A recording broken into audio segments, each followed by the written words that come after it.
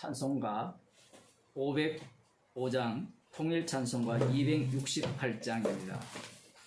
온 세상 위하여 찬송가 505장, 통일 찬송가.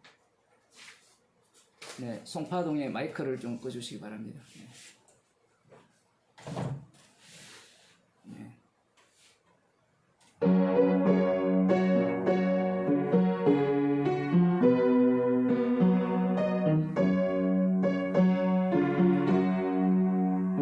온 세상 위하여 나 복음 전하리. 만 백성 모두 나와서 주 말씀 들으라. 죄 중에 빠져서 헤매는 자들아, 주님의 음성 듣고서 너 구원받아라. 전하고 기도해 매일 증인 되리라. 세상 모든 사람들 듣고 그 사랑 알도록 온 세상 위하여 이 복음 전하리. 저죄인 회개하고서 주 예수 믿으라. 이 세상 구하려 주 돌아가신 것 나 증거하지 않으면 그 사랑 모르리. 전하고 기도해 매일 증인 되리라. 세상 모든 사람들 듣고 그 사랑 알도록 온 세상 위하여 주 은혜 임하니. 주 예수 이름 힘입어 이 복음 전하자. 먼 곳에 나가서 전하지 못해도 나 어느 곳에 있든지 늘 기도 힘쓰리. 전하고 기도해 매일 증인 되리라. 세상 모든 사람들 듣고 그 사랑 알도록. 하나님 말씀 잠언서 22장 1절입니다.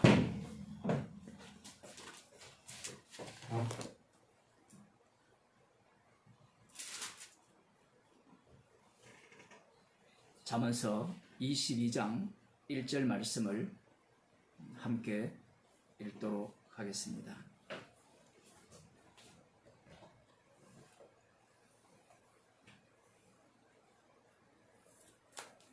들립니까?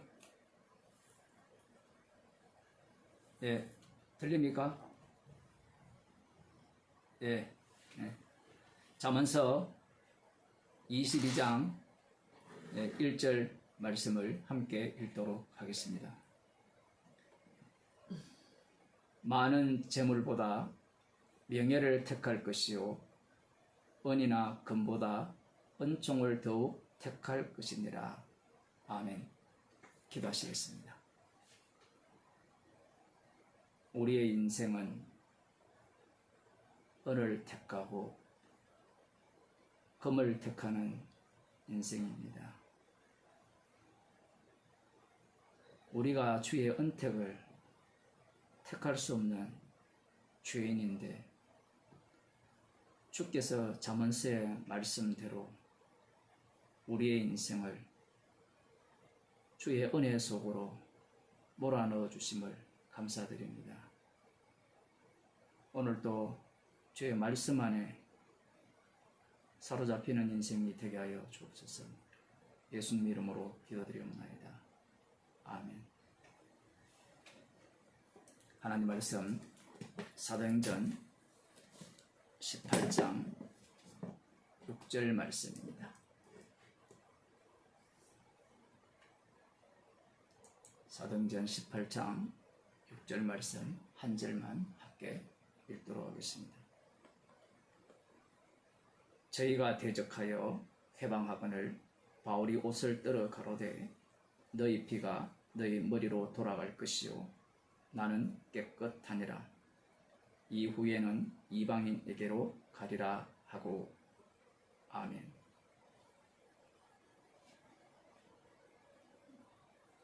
상업도시에 돈만을 추구하고 돈만을 사랑하는 그들 가운데 회당을 짓고 오직 여호와 하나님만을 경외하는 그들에게 예수는 그리스도시다 라는 복음을 전했을 때 하나님을 경외하는 자들이 바울을 대적하고 예수는 그리스도시다라는 그 복음 전파를 회방하는 그러한 모습을 보입니다. 이들이 예수는 그리스도시다라는 이 복음에 대해서 왜 이렇게 대적하고 회막하느냐? 그 이유가 무엇이냐? 우리들이 생각하기에는 여호와 하나님만을 섬기는 것과 예수님을 믿고 하나님을 경외하는 것에 그 차이점이 있느냐? 이런 질문을 얼마든지 할 수 있죠. 이미 오늘날 한국 교회는 예수님을 믿는 것과 하나님을 믿는 것을 동일시하는 그러한 이미 시절로 접어들었다라고 볼 수 있습니다. 아니, 그런 시절이라기보다는 오히려 예수님을 믿는다는 내용은 빼버립니다. 예수님을 믿는 이야기는 빼버리고 십자가도 빼버리고 하나님을 믿고 하나님을 의지하고 하나님의 뜻을 따라 살아야 한다라고 가르치고 있죠. 목사들이나 교인들이나 그것이 아니냐. 어차피 예수님이 하나님의 아들이고 그러면 하나님의 아들이니까 아들보다 더 높은 분이 아버지니까 그 아버지 하나님을 우리가 믿고 의지하고 기도할 때도 당연히 우리가 아버지 하나님께 기도하는 것이니까 예수님을 믿는 것은 별반 중요하지 않다. 그렇게 생각할 수밖에 없는 겁니다. 이방인들이 갖고 있는 신 개념이 있죠. 신이라고 하면 가장 높은 자리에 있는 신이어야 하고 그러하다면 아들보다는 아버지가 더 높은 자리에 있는 겁니다.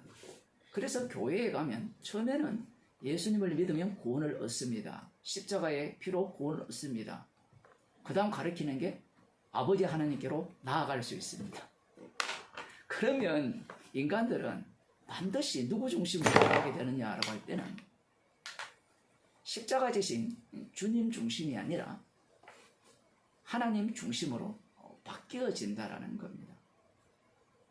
그들이 하나님 중심이 어떠한가 그것들을 전혀 알지 못하기 때문에 그래요. 하나님 중심이 무엇이 잘못되었는가.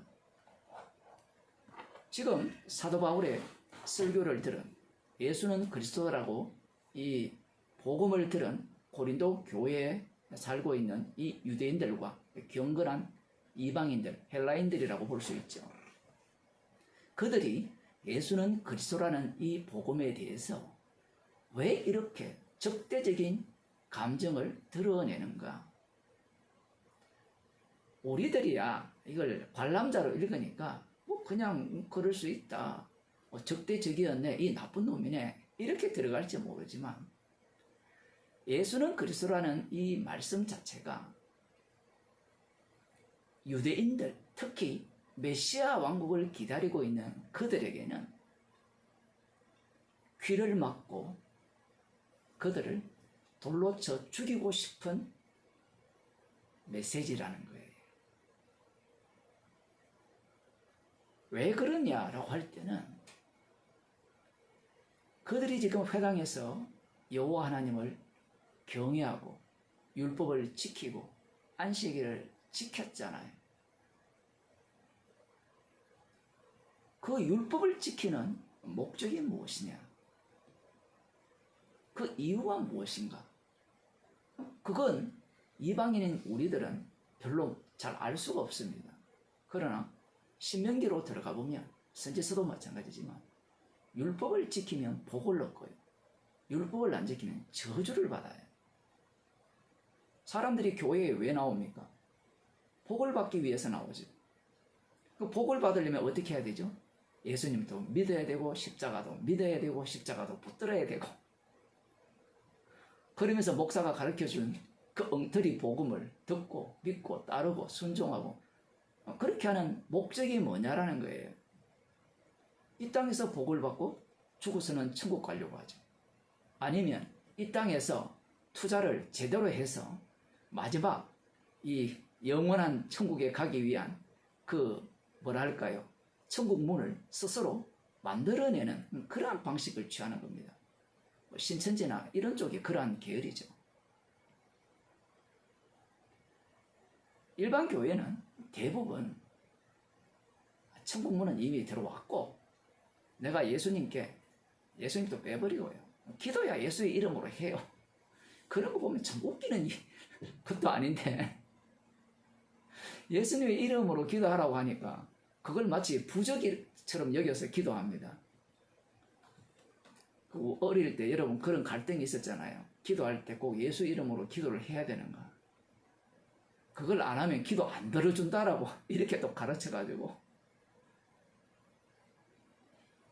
예수님의 이름으로 기도하라는 말은 우리가 하는 모든 기도가 예수 이름 앞에 부정당한다는 거예요. 예수의 이름이 이미 그 기도의 의미를 다 담고 있어요. 그럼에도 불구하고 교회에서는 예수님 이름으로 기도해서 복을 받고자 그러면서 하나님을 섬기는 겁니다. 예수가 그리스도다. 여러분 듣기에는 이게 불쾌한 말입니까? 기분 좋은 말입니까? 그리스도가 뭔지 알아야 기분 좋은 말인지 불쾌한 말인지 알지만 쉽게 말하면 구세주라는 거거든요. 그런데 원래는 이 그리스도가 구세주라는 의미를 인간들은 갖고 있는데 조금 더 깊이 들어가면 심판주가 되거든요.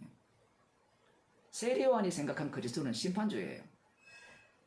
물론 심판주는 심판주인데 자기 쪽에서는 구세주가 되고 이방 쪽에서는 심판주가 된다라는 이런 의미를 담고 있죠.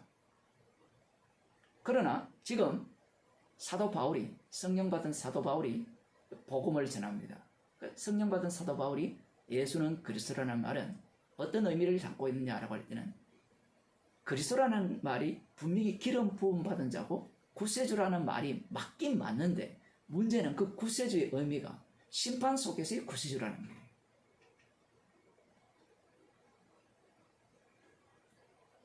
심판 속에서의 구세주가 되면 어떤 문제가 발생하느냐라고 할 때는 자기들이 믿는 하나님이 우상이 돼요. 그리고 더 중요한 사실은 자기들이 안식일마다 안식일을 지키면서 오늘날로 말하면 주일 성수를 하면서 11조로 꼬박꼬박하고 감사헌금을 드리고 성경을 하루에 한 장씩 10장씩 읽으면서 기도도 쉬지 않고 그렇게 하면서 하나님을 섬기는 겁니다. 왜 섬기느냐라고 할 때는 자기를 위해서예요. 여호와 하나님은 남은 자 이스라엘을 위하여 계신 분이에요. 물론 남은 자에 들어가려면 율법대로 살아야 돼요. 율법대로 살지 않는 자들은 남은 자에 들어갈 수가 없습니다. 회당에 모이고 있는 이들은 율법대로 살아가는 자들입니다. 그러하기 때문에 이들은 하나님께서 틀림없이 자기를 위해서 예비하신 메시아 왕국 천국을 자기들에게 가져다 줄 것이라고 확신하고 있는 겁니다. 그런데 예수가 그리스도라는 이 내용, 너무나 짧게 되어 있지만 이 말만 했을까요? 이미 사도행전 2장부터 설교되어진 내용들을 다 지금 담고 있는 거예요. 그러면 사도행전 2장부터 담겨있는 그 예수는 그리스도라는 의미가 어떤 의미냐라고 할 때는 온 우주의 중심이 십자가이신 주님 중심이라는 겁니다. 유대인들이 머리가 좋잖아요. 여러분요, 지금도 똑같아요. 공부를 많이 하고 머리가 좋은 사람은요, 무슨 말을 하는지를 정확하게 파악을 해요.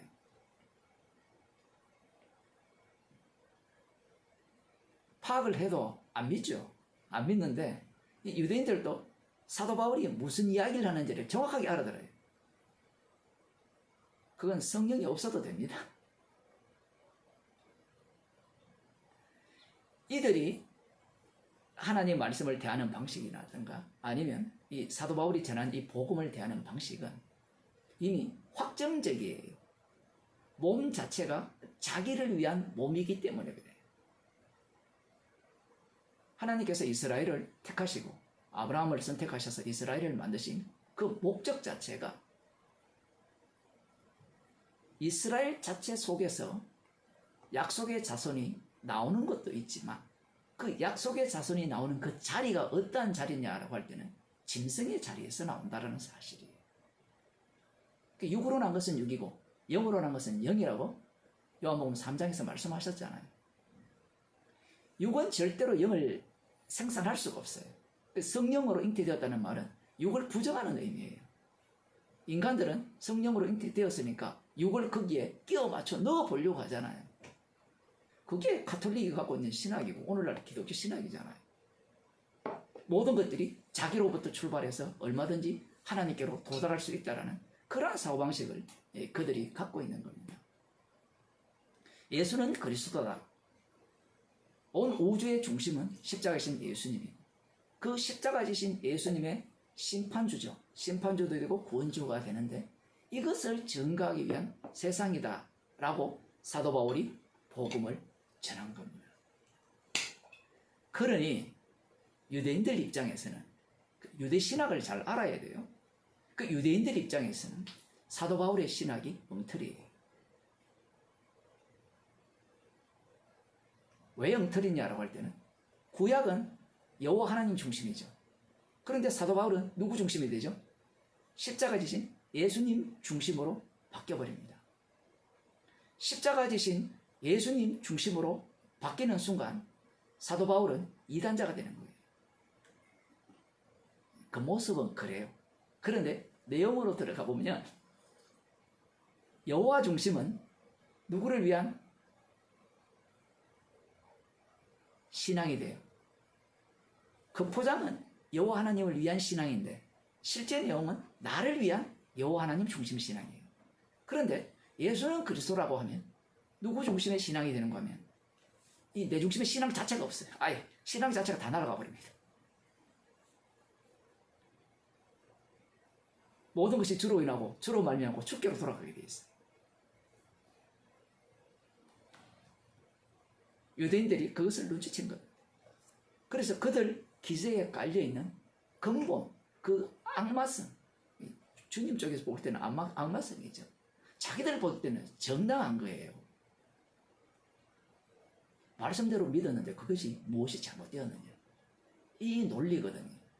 그런데 사도 바울은 그게 바로 악마의 종의 특징이다. 이렇게 들어가는 겁니다. 그러니 바울을 대적하지 않을 수 없는 거예요. 그러자 사도 바울이 독특한 행동을 취합니다. 바울이 옷을 떨어 가로되 너희 피가 너희 머리로 돌아갈 것이요. 예수님께서도 분명히 말을 듣지 않으면 발의 먼지를 떨어버리라. 이전에도 한번 나왔죠. 우리는 이 이율배반적인 모습, 복음을 전한다면 그 상대에 대해서 인내심을 갖고 이해심을 갖고 그 사람이 나중에 또 믿을지 모르잖아요. 그러면 발에 먼지를 떨어버린다는 것은 그 사람을 완전히 모독하는 거잖아요. 그 다음 그러면 그 사람을 만났을 때 그 사람이 복음을 듣겠어요, 안 듣겠어요?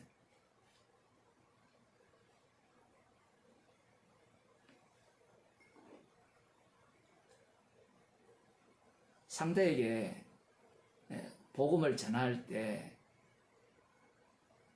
그 상대를 존중해야 됩니까? 안 그러면 상대를 무시해야 됩니까?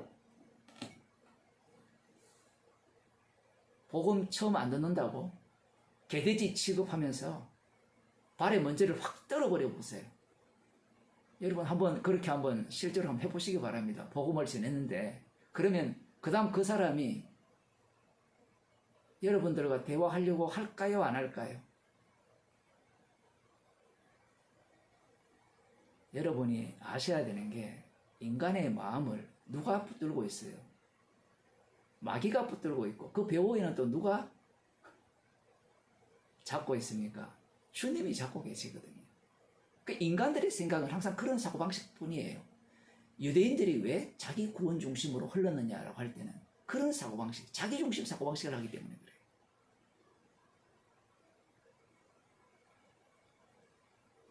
복음을 전하려면 사랑을 보여야 되고 행동의 본을 보여야 그 다음 그 사람이 복음을 듣지 않겠느냐. 그리고 이 사람이 다음에 또 믿을지 모르는데 먼지를 떨어버리는 그들을 못 얻게버리면 그 사람이 복음 들을 기회조차도 사라지지 않느냐. 심지어 뭐라고 합니까? 너희 피가 너희 머리로 돌아갈 것이야. 너희 피가 뭐예요? 이 복음을 대적하는 자들이 뭘 했습니까? 바울을 대적했죠. 근데 바울을 대적한 것이 누구를 대적한 겁니까? 예수님을 대적한 거고. 예수님을 대적한 것이 누구를 살해한 거예요? 예수님을 살해한 것이죠. 아니, 너무 해석을 해도 너무 과하게 해석을 하죠. 아니, 복음을 대적하고 거기에 대해서 싫어하고 회방하는 이게 무슨 예수님을 십자가에 못 박는 짓이냐라고 우리가 생각할 수도 있지만 성령 받은 사도 바울의 이 말에 의하면 주님의 말씀이지. 그것이 바로 주님을 살해하는 죄라는 겁니다. 그런 자는 지옥 가야 되죠. 그래서 사도 바울은 단호하게 너희 피가 너희 머리로 돌아갈 것이요 라고 말을 하는 겁니다. 지금 여기에서 우리는 이런 생각을 갖게 되는 거예요. 아니, 천국 갈 자와 지옥 갈 자를 주님이 선택하는데 너희 피가 너희 머리로 돌아간다는 것은 그들의 책임 자체를 그들에게 지우는 게 아니냐. 어떻습니까? 우리는 이 두 가지 모순되는 내용을 성경에서 보고 있거든요. 우리는 이 본문을 쉽게 보려고 하죠. 쉽게 보려면 어떻게 보면 되는가 하면 자기 자신을 주님의 입장에 두고 이 본문을 그대로 보면 돼요. 그래, 지옥 갈 자니까 그렇게 자기 피는 자기 머리로 돌아가야지. 그런데 우리들이 알아야 되는 것은 이 두 가지 요소가 같이 가요. 이것은 사도행전 2장에도 나옵니다. 예정하신 뜻대로 주님을 살해하기 위해서 이 헤롯과 본디오 벨라도 유대인들의 그 우두머리들이 함께 힘을 합쳐 예수님을 살해했다라는 내용과 동일한 내용입니다. 사도 바울이 지금 너희 피는 너희 머리로 돌아갈 것이요 라는 이 말에 대해서 우리들은 엄중히 들어야 되는 내용이에요. 우리는 쉽게 말해서 선택받은 자를 믿고 선택받지 않는 자는 안 믿지. 우리는 이런 이야기를 하고 싶은 거예요.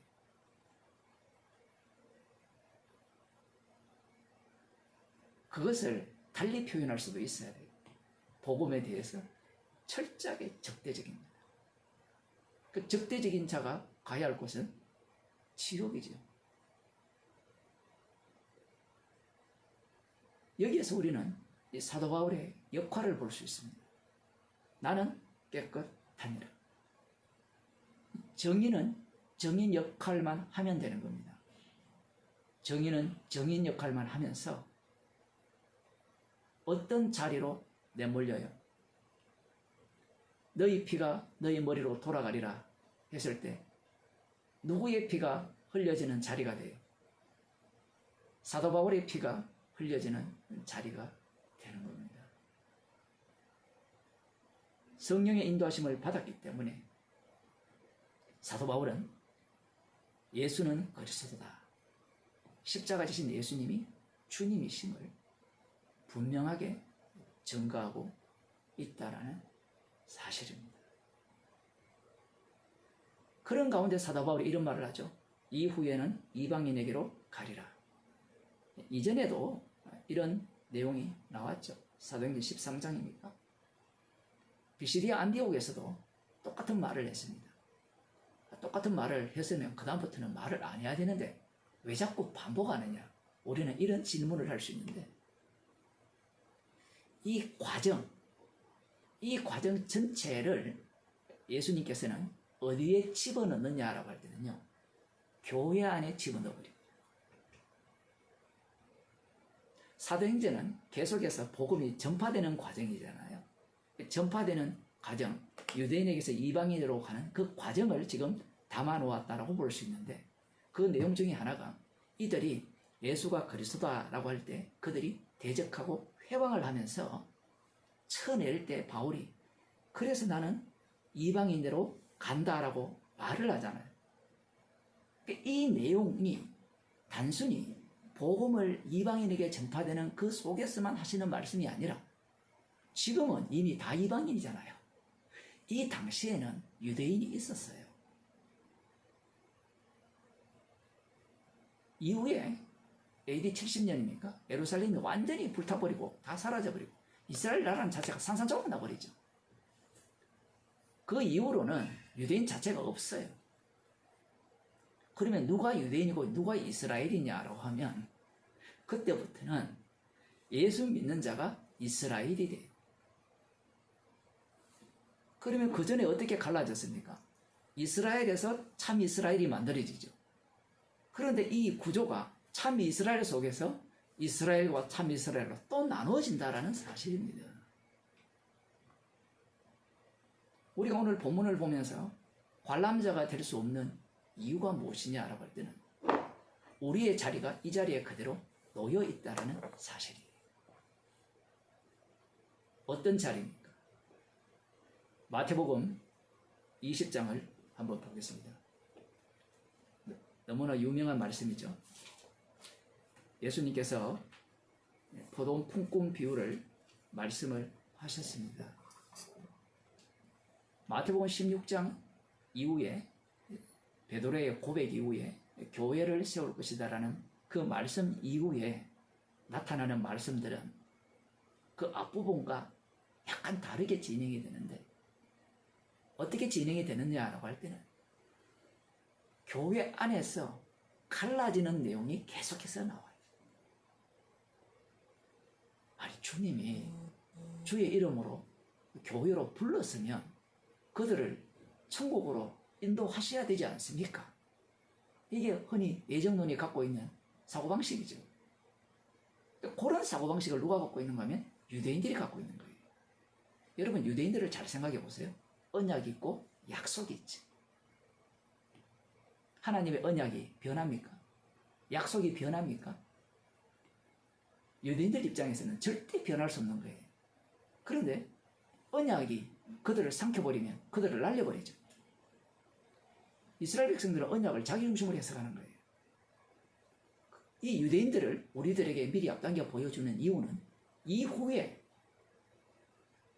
이제 복음이 전파되면 교회가 세워지잖아요.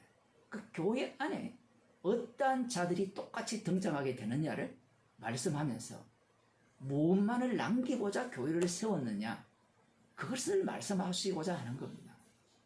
사도행전 20장에 보면 하나님의 피, 예수 그리스도죠. 예수 그리스도 하나님의 아들의 피로 세우신 교회는 이 피만 남아야 되거든요. 그런데 이 마태복음 20장에 보면 피가 남아야 할 자리에 갑자기 다른 것이 자리를 차지한다는 사실입니다. 포도원 품꾼을 얻는 포도원 그 주인, 흔히 포도원 품꾼 비유로 하는데 어떤 사람들은 제목부터 잘못되었다 그런 얘기를 하는데 제목을 바꾸든 말든 뭐 엉터리 해석은 동일한데 이 주인이 이 포도원 품꾼의 일꾼을 이렇게 찾으려고 나가죠. 저가 하루 한 데나리온씩을 품꾼들과 약속하여 포도원에 들여보냅니다. 하나는 오늘날로 말하면 아침 9시, 9시부터 일을 시작하면 9시, 12시, 3시, 4시, 5시 이 순서로 이제 일꾼들을 포도원으로 이렇게 들여보내면서 한 데나리온을 약속했어요. 그러니까 모든 사람들에게 한 데나리온을 약속한 거예요. 이 말씀 자체부터 인간들은 오해를 하죠. 약속했으니까 주세요. 이런 논리를 갖고 있는 자들은 천국을 못 가요. 예수님의 말씀은 영의 말씀입니다. 그 출발부터부터 엉터리예요. 그런 생각을 갖고 있는 자들이 드러나는데 지금 심판날과 주님의 그 성천 사이죠. 마태복음 20장의 내용은 그 성천 사이를 그대로 그 사이를 무엇이 채우느냐 할 때는 그 예수님의 성천 이 땅의 오심과 창세기를 그대로 집어넣으면 돼요. 그게 구약 이스라엘이거든요.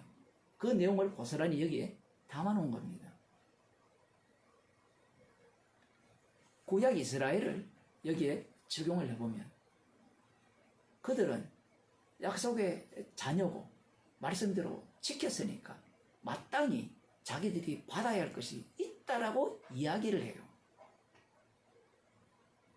그 논리를 확장을 하면 아침 9시에서 일당을 받을 사람 그러면 몇 시간을 일했습니까? 9시, 10시, 11시, 12시, 1시, 2시, 3시, 4시, 5시 그 시급 8시간의 시급을 지불해야 되죠. 그 논리를 갖고 있는 거예요. 누가? 예수님을 살해한 유대인들이. 그들은 말씀이 자기 중심이라는 거. 그런데 하나님의 말씀은 말씀 중심이고 언약 중심이라는 거예요. 그런데 그러한 사고방식이 복음이 전파되는 가운데 교회로 들어오는 무리 속에 똑같이 들어있다라는 거예요. 포도원 주인이 이제 해가 질 쯤에 이제 노동시간이 끝났잖아요. 거기에 대한 이제 노동의 값을 지불을 할 때, 값을 지불을 할 때 가장 늦게 온 자부터 지불을 합니다. 한 데나리온을 줍니다. 그러자 그 사람은 1시간만 일했어요. 1시간이 한 데나리온이라면 2시간 일한 사람이 몇 데나리온일까요?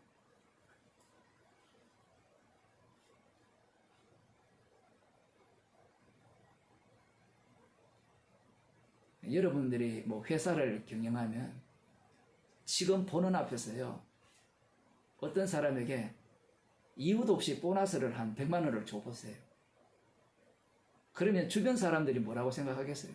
나도 당연히 받을 수 있다라고 생각을 하죠. 그러면서 저 사람의 노동의 그 어떤 그 노력과 열심과 자기를 비교하죠. 이 세상에 있는 모든 사람들은 그런 사고방식을 갖고 있어요. 그래서 지금 오늘 본문 비유가 이 마태복음 20장 비유가 천국 비유거든요. 천국은요, 이 세상이 갖고 있는 시스템으로 안 돌아간다는 이야기입니다. 반대로 돌아가는 것도 아니에요. 반대로 돌아간다고 하면요, 인간들은 천국을 반대로 만들어내요. 인간들은 천국을 포착할 수가 없어요. 가장 적게 일한 사람에게 한 데나리온을 주니까 더 많이 받을 줄 알고 기대를 잔뜩 품는 겁니다. 우리는 이 말씀을 관람하기 때문에 이 공감이 안 될 수가 있어요. 여러분이 지금 이렇게 헌금을 하시잖아요. 헌금을 더 열심히 해보세요. 어떤 입장에 딱 놓이는가 하면요. 아침 9시에 온 사람의 입장에 설 때가 딱 나와요. 아직까지 거기에 도달하지 않은 분은 헌금을 많이 안 해서 그래요.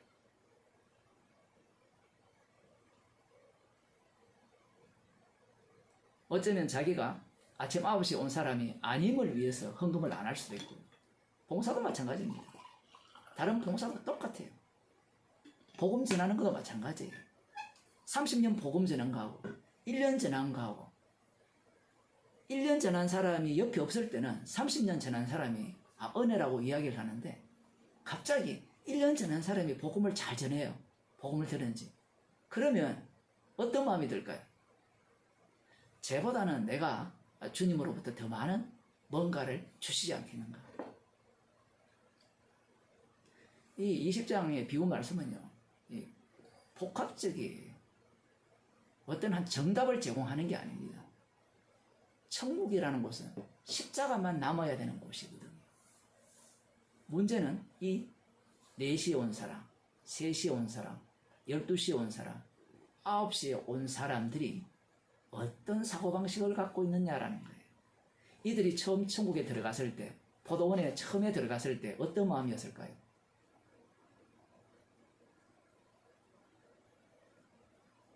좀 지저분한 예를 들면 화장실에 들어갈 때하고 나올 때가 마음이 다르다라고 하잖아요. 시장에서 빈둥빈둥 놀고 있는데 1등이라도 요 1시간 시급고 1시간만 일해서 그 돈이라도 받았으면 좋겠다라는 게 경제적으로 낙후된 나라 사람들의 그 마음이에요. 지금은 한국 어때요? 시급 뉴스에 보니까 13,000원 준다 해도 안 온대요. 그래 놓고 일자리가 없대요.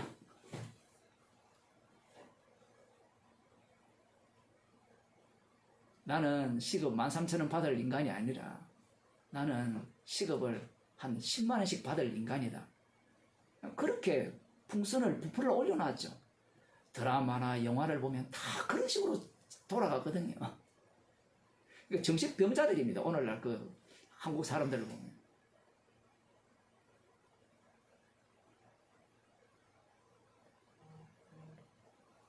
일당을 준다고 주인이 약속을 했잖아요. 처음에 십자가의 피로 구원이라 할 때 너무 좋았던 거예요. 그런데 시간이 지날수록 이 십자가의 피로 구원됐다라는 것이 피를 위함이 누구로 바뀌는 거면 자기를 위한 것으로 바뀌어요. 이 바뀜에 두 가지 종류가 있거든요. 자기를 위해서 바뀌어도 한쪽은 긍휼의 그릇이고요, 한쪽은 진노의 그릇으로 나눠집니다. 또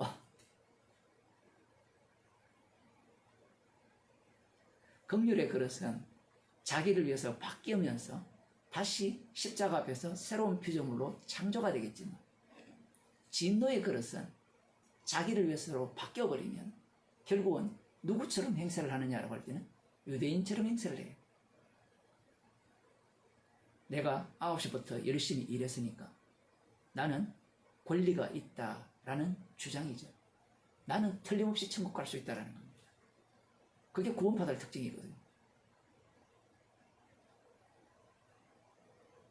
4시에 온 사람은 어떨까요? 감사합니다. 늘 감사해. 한 것도 없는데. 나중에 뭐랍니까? 나는 무익한 종이오니 해야 될 일을 했을 뿐이다. 무익하다라는 것은 주의 일에 방해꾼이었다라는 거거든요. 주님의 일에 눈꽃만큼도 도움이 안 되는 자가 성도예요. 문제는 주님의 일을 자기 일로 바꿔치기 한다는 사실입니다. 유대인들이 복음을 거부하기 때문에 이방인으로 간다는 것이 사실은 오늘날 유대인이 없기 때문에 이 말씀은 우리에게 별로 상관이 없는 이야기잖아요. 그렇지 않나요? 그냥 옛날 이야기일 뿐이잖아요.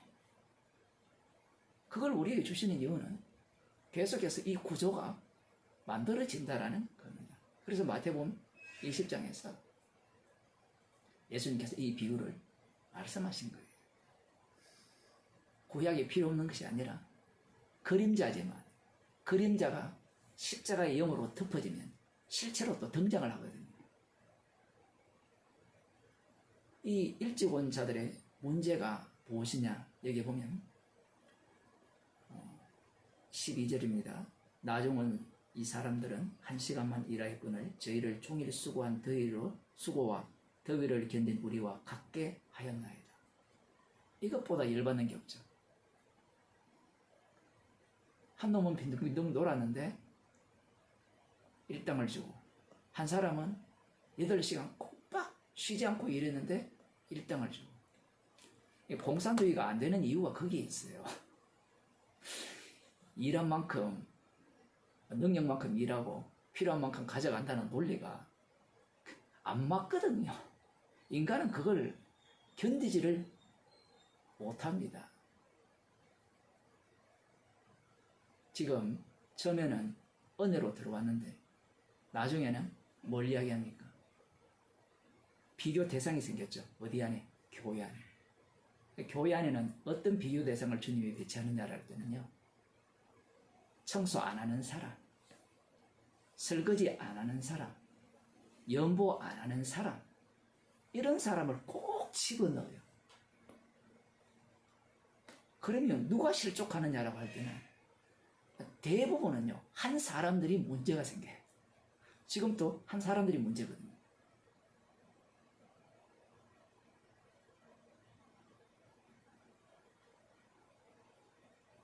성령으로 시작했으면 성령으로 끝나야 되죠. 십자가로 들어가야 되는데 십자가로 들어가지 못하는 겁니다.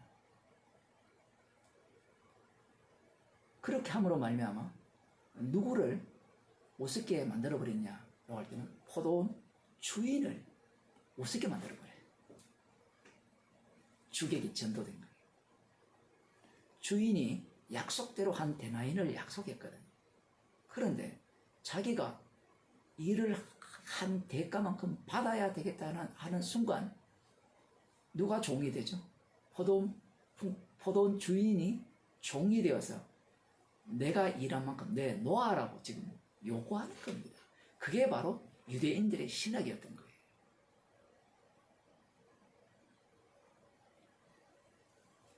우상숭배로 범죄하였고 멸망당할 때는요, 길을 탁 이렇게 꺾여가지고 엎드립니다. 죄인입니다. 불쌍히 여겨주옵소서. 이렇게 하다가 말씀대로 살죠. 1회에 2번씩 금식하고 소득의 11조를 합니다. 그러니 어때요? 기도할 때 고개를 빳빳하게 세워죠. 이것은 인간이 갖고 있는 정상적인 모습입니다. 목사들 모임에 가보면 교인들 수가 많고 좋은 차 타고 오면 고개를 빳빳하게 옷부터 다르잖아요. 근데 개척교회에 뭐 1명, 2명 개척교회가 장사가 됩니까? 요즘 누가 개척교회 와서 헌금을 합니까?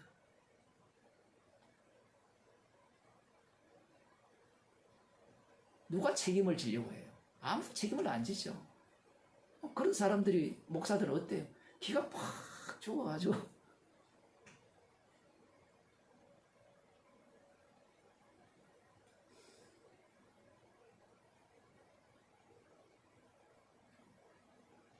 자기가 한 게 있으니까 고개를 빳빳하게 세우는 겁니다.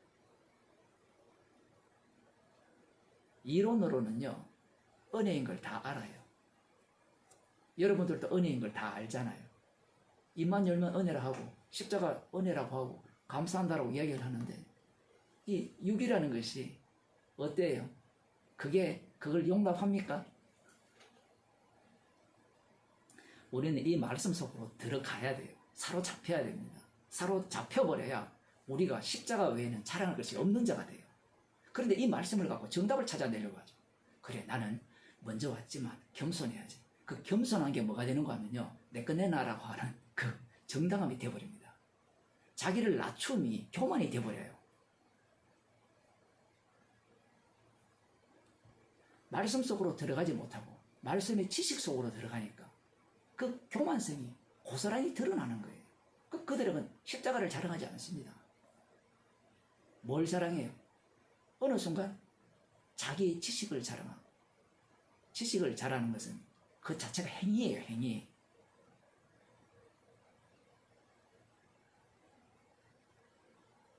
지식과 행위를 자랑한다는 것은 십자가를 대적하는 얘기입니다. 그런 자들에게 할 말은 딱 하나죠. 너희 피가 너희 머리로 돌아갈지라. 그런 말을 할 때 아멘 하면 되는데 어느 누구도 아멘을 안 하죠. 성령 받은 사람만 아멘합니다. 사도 바울이 발에 먼지를 떨어버리고 옷에 먼지를 떨어버리고 너희 피가 너희 머리에 돌아갈 것이다. 나는 이방인으로 향한다. 맞습니다. 진짜 저는 복음을 들을 자격이 없습니다. 그런 자가 성령 받은 자거든요. 우리는 마태복음 20장을 보면서 여러분 어떤 자가 되려고 합니까? 9시에 온 자가 되려고 합니까? 오후 4시에 온 자가 되려고 합니까? 선택하게 하죠. 교회는요, 우리 구원을 위한 곳이 아니에요. 그래서 예수님께서 마지막에 이렇게 말씀하시죠. 먼저 되고 이와 같이 나중된 자로서 먼저 되고 먼저 된 자로서 나중되리라. 정말 이것은 충격적인 말씀입니다. 이 대표적인 케이스가 예수님 옆에 달린 강도와 그 구경꾼 유대인들, 바리새인들과 대조가 되는 거예요. 이 예수님 옆에 달린 강도와 가룟 유다와 또 대조가 되죠.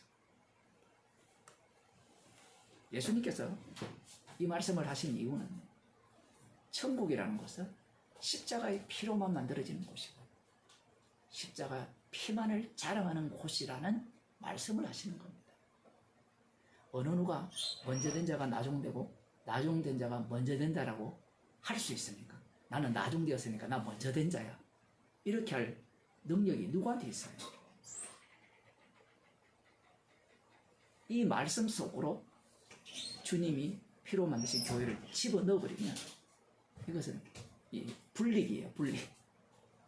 한쪽은 알고 한쪽은 가라지. 이렇게 분리하는 말씀이라는 이야기입니다.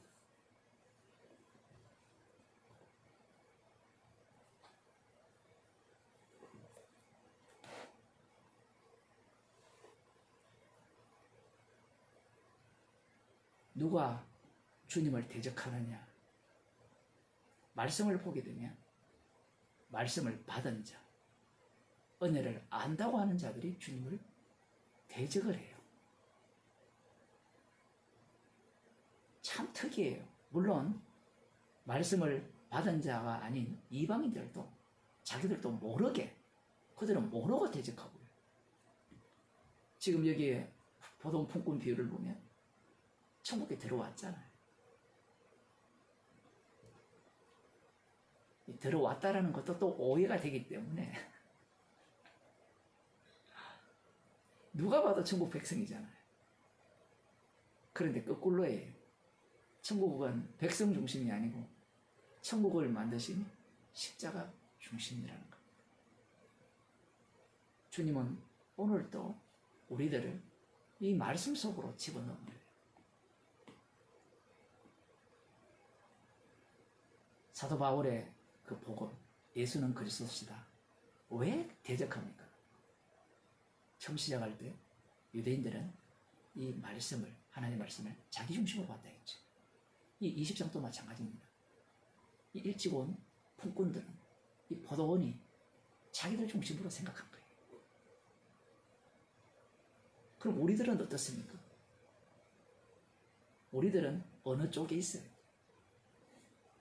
가장 늦게 온 사람들 쪽에 있습니까? 아니면 일찍 온 사람 쪽에 있습니까?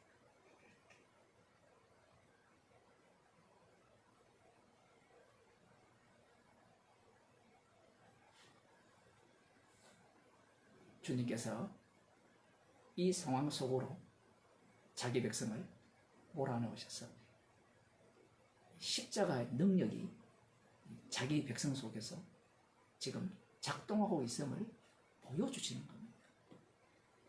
십자가를 자랑하는 자가 주의 백성이고 성도인 겁니다.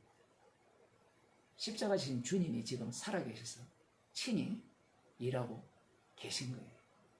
천국은 구원받은 내 중심이 아니라 십자가 지신 주님 중심이기 때문에 구원받은 나 중심이라고 여기는 자는 가차없이 자기 피는 자기 머리로 돌려버리는 그러한 일을 주님이 하고 계시다는 겁니다.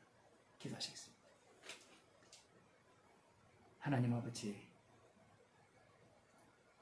십자가 지신 예수 그리스도만이 주님이시고 십자가이신 주님을 위한 세상을 저희들에게 들려주심을 감사드립니다. 피를 증거하기 위한 구원이며 피만을 자랑케 하기 위한 주님이 주신 은사임을 날마다 저희들에게 깨우쳐 주시고 십자가만 자랑하는 주의 백성이 되게 하여 주옵소서.